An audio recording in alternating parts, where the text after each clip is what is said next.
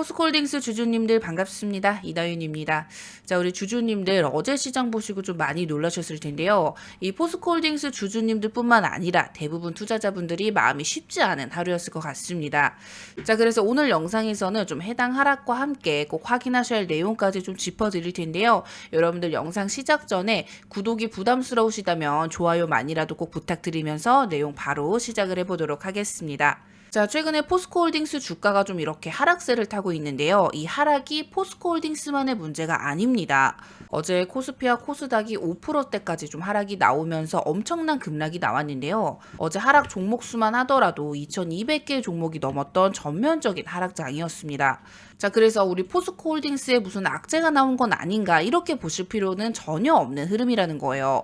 지난 금요일장에 미국의 이 테크주들도 크게 빠졌고요. 그리고 금, 은, 리튬 같은 원자재 자산들도 동시에 조정을 받았습니다. 이 글로벌 자산 조정 흐름이 오늘 그대로 국내 시장으로 좀 전이된 상황이라고 보시면 돼요.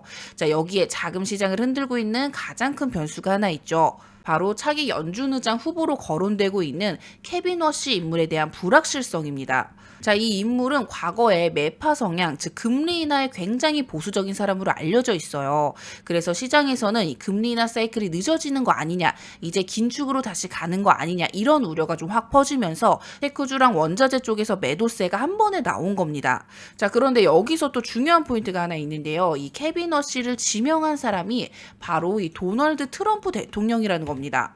자, 그러니까 이 매파 성향 인물이 거론됐다고 해서 금리 인하 기조가 끝났다 이렇게 볼 상황은 전혀 아니고 지금은 그냥 이 불확실성 하나만으로 시장이 과민 반응을 하고 있는 구간이라고 보시면 돼요. 다음으로는 원자재 시장의 과도한 패닉셀링을 좀 체크해야 되는데요. 자, 지금 금과 은을 좀 보시면요. 실제 수요보다는 투기 자금이 몰리면서 과도하게 급등을 했던 자산들이죠. 근데 이 자금들이 연준의 불확실성을 계기로 한 번에 빠져나가면서 은은 고점 대비해서 마이너스 30% 가까이 급락을 했고 금도 마이너스 10%대 조정이 나왔습니다. 자, 이 흐름은 뭐 천연가스, 원자재 전반으로 확산이 되면서 글로벌 위험 자산 전체가 흔들린 거예요. 자, 그리고 리튬 가격도 장중에 크게 빠졌었죠. 이건 투기 붕괴라기보다는 원자재 전반의 패닉셀링에 동반된 일시적 조정 성격이 훨씬 강합니다.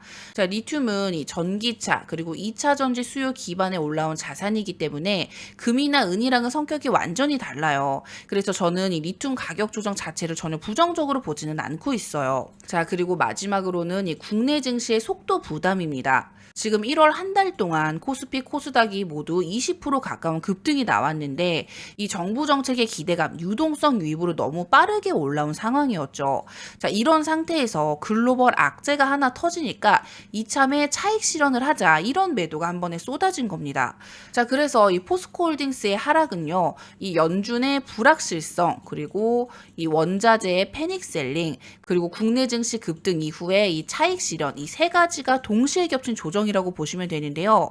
자, 그럼에도 불구하고 제가 지금 이 시장을 걱정하지 않는 이유가 하나 있습니다. 바로 이 고객 예탁금이에요.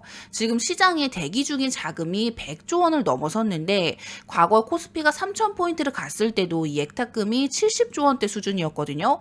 자, 지금은 그때보다 훨씬 많은 돈이 시장에 들어와 있는 상황이에요.